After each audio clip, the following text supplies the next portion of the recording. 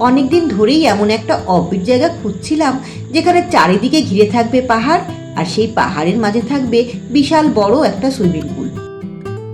শুনে তো অনেকেই অবাক, পাহাড়ের মাঝে সুইমিং পুল, সেটা আবার হয় নাকি? আমি বললাম, আরে বাবা, হয় হয়, আমরাই হয়তো এসবের খোঁজ জানি না। হঠাৎ করেই ইন্টারনেট ঘাঁটতে ঘাঁটতে সেই পছন্দসই জায়গাটা খুঁজে পেলাম। আর জায়গাটা এতটাই সুন্দর যে সেখানে গেলে 1-2 দিন এমনিতেই কেটে যায়। তাই আবারও বেরিয়ে পড়লাম। আপনারাও যাবেন নাকি? যদি এমন নিত্য নতুন জায়গার সন্ধান চান তবে অবশ্যই ট্রাভেল ম্যানিয়া কিচ্ছেনানা চ্যানেলটিকে সাবস্ক্রাইব করে সাথে থাকুন। কিভাবে যাবেন, কোথায় থাকবেন, যাবতীয় খরচ, দরকারি ফোন নাম্বার, রিজার্ভ ও শেয়ার গাড়ির খোঁজ, booking procedure, site seeing, tour plan ইত্যাদি যাবতীয় তথ্য আমি এই ভিডিওতে আপনাদের সাথে শেয়ার করব। চারিদিকে পাহাড় দিয়ে ঘেরা আর চা বাগানের মাঝে ঘুমিয়ে থাকা উত্তরবঙ্গের একটি অফবিট গ্রাম হলো বেলতার। তবে এই মুহূর্তে জায়গাটা কিন্তু বেশ জনপ্রিয় হয়ে উঠেছে। 4783 ফুট উচ্চতায় অবস্থিত এই বেলতারে রয়েছে ছোট্ট একটা পাহাড়ি নদী।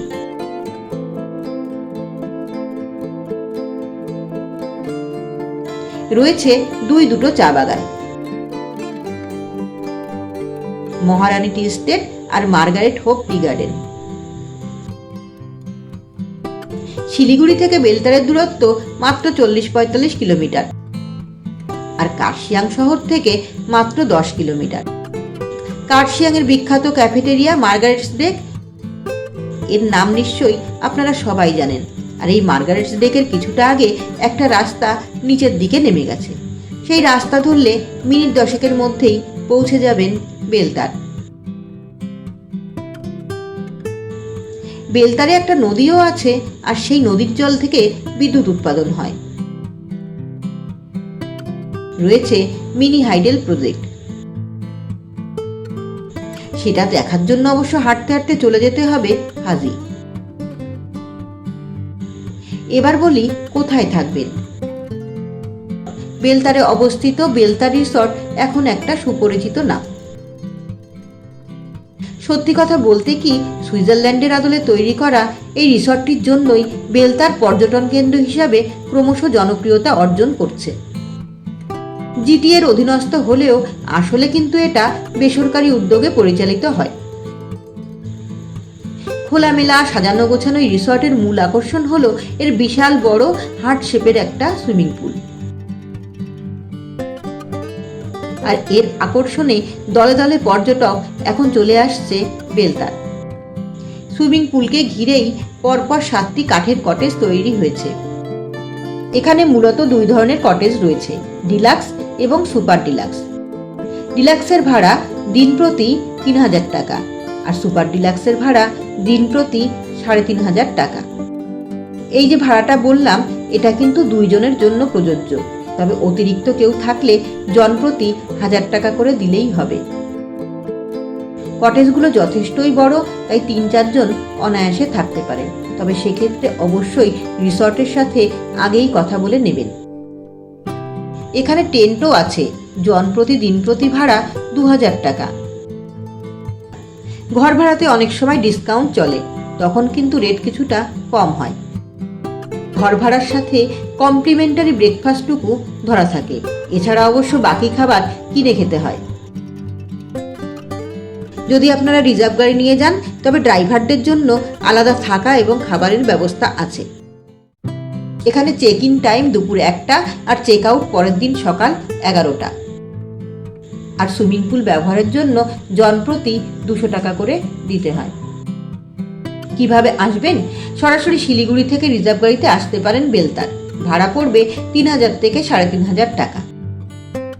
আর শেয়ারে আসতে চাইলে এনজিবি বা শিলিগুড়ি থেকে দার্জিলিংগামী যে কোনো শেয়ার গাড়িতে কার্শিয়াংয়ের ঠিক আগে টুং রেলওয়ে স্টেশনে নেমে যেতে হবে। শেয়ার গাড়ির ভাড়া জনপ্রতি দিন প্রতি 200 টাকা। এরপর রিজার্ভ গাড়িতেই যেতে হবে বেলতার। ভাড়া পড়বে 500 টাকা। গাড়ির বিষয়ে রিসর্টের সাথে কথা বলে নিন। আমরা বেলতার এসেছি কার্শিয়াংয়ের অন্য একটা অফবিট গ্রাম ফাজি থেকে। ফাজি থেকে বেলতার গাড়ি চলাচল করে, আবার হাঁটা পথেও আসা যায়। কখন যাবেন? সারা বছরই যাওয়া যেতে পারে বেলতার, তবে আলাদা আলাদা সময় আলাদা আলাদা সৌন্দর্য। ভরা বর্ষায় যখন কোথাও কিছু করার থাকে না, তখনও কিন্তু চলে যেতে পারেন বেলতার। তবে একটা কথা বলে রাখি, বেলতার থেকে কিন্তু কোনো সময়ই কাঞ্চনজঙ্ঘা দেখা যায় না। কিভাবে বেলতার রিসর্ট বুকিং করবেন? বেলতার রিসর্টের নিজস্ব ওয়েবসাইট আছে, গুগলে বেলতা রিসর্ট দিয়ে সার্চ করলেই পেয়ে যাবেন। সেখান থেকে ফোন নাম্বার নিন, অথবা আমি স্ক্রিনে বেলতা রিসর্টের ম্যানেজারের নাম্বার শেয়ার করলাম, আপনারা সরাসরি ফোন করে কথা বলে নিন। বেলতারে এসে কি করবেন? প্রকৃতি দেখা ছাড়া বেলতারে আলাদা করে কিছু করার নেই। পায়ে হেঁটে গ্রামটা ঘুরে নিন, পাখিদের কিচিরমিচির শুনুন, নদীর পাশে সময় কাটান। চা বাগানের সৌন্দর্য আর গ্রাম্য জীবন উপভোগ করুন। সুইমিং পুলটা অবশ্যই বাড়তি পাওনা।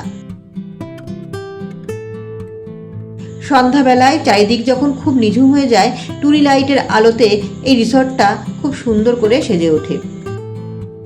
আপনারা যদি একটু উৎসাহী মানুষ হন, তবে পায়ে হেঁটে সেতু পেরিয়ে চলে যান পাশের গ্রাম ফাজিতে। আমরা ফাজি থেকে এখানে এসেছি।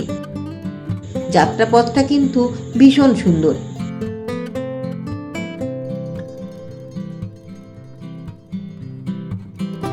এর আগের ভিডিওতে আমি ফাজি সংক্রান্ত যাবতীয় তথ্য আপনাদের সাথে শেয়ার করেছি।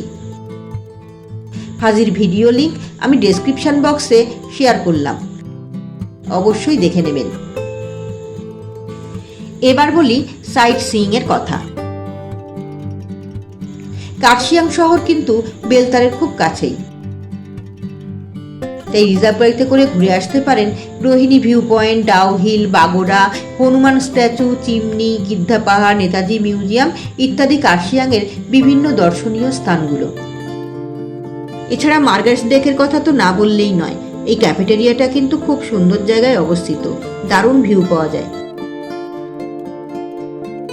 আমরা যেহেতু বর্ষাকালে এসেছি, তাই মেঘ কুয়াশা ছাড়া কিছুই পাইনি।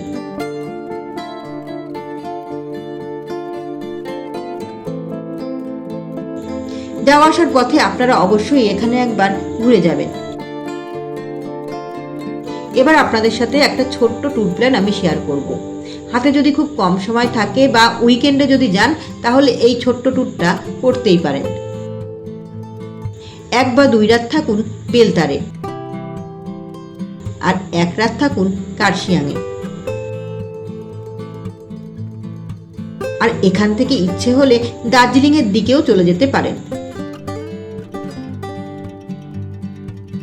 ইচ্ছে হলে আপনারা এই ট্যুরটাকেই উল্টোভাবেও সাজাতে পারেন। ভিডিওটি ভালো লাগলে অবশ্যই কমেন্ট করে জানান। অনেক অনেক লাইক এবং শেয়ার করুন, আর পরবর্তী ভিডিওর নোটিফিকেশন পেতে বেল আইকনে প্রেস করুন।